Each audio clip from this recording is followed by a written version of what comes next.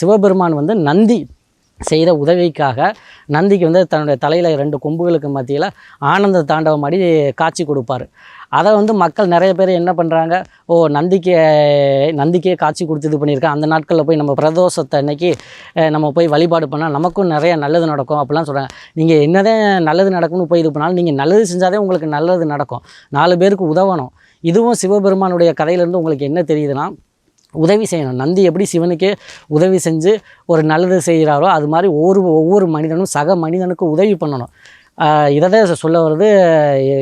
புராண கதையாக இருந்தாலும் சரி, இதிகாச கதைகளாக இருந்தாலும் சரி, ராமாயணம் மகாபாரதம் அனைத்து தெய்வங்களும் சொல்லக்கூடிய ஒரு மிகப்பெரிய ஒரு விஷயம் அப்படின்னா, ஒருத்தருக்கு ஒருத்தர் உதவி பண்ணுங்க அப்படிங்கிறத எல்லா மக்களும் நான் சொன்ன இந்த விஷயங்கள்லாம் யோசித்து பார்த்து, பெருசாக ஒன்றும் இல்லை, ரோட்டில் ஒருத்தவங்க கஷ்டப்பட்டுக்கிட்டு இருக்காங்கன்னா அவங்களுக்கு உதவி செய்யணும் அப்படிங்கிற ஒரு மனசாவது உங்களை வரணும். கடவுள்கிட்ட அவங்களுக்காக நீங்கள் வேண்டிக்கங்க, அவங்க இவ்வளோ கஷ்டப்பட்டுக்கிட்டு இருக்காங்க, எல்லாமே அவங்களுக்கு சரியாயிடணும்.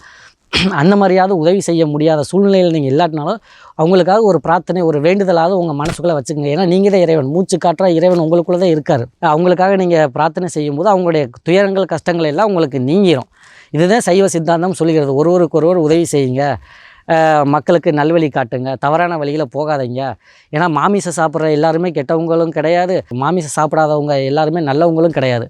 இதுதான் ஒரு மனிதன் நல்லவன் கெட்டவன் தீர்மானிக்கக்கூடியது அவனுடைய செய்கை நடத்தை மட்டும்தான் தானே தவிர வேறு எதுவுமே கிடையாது.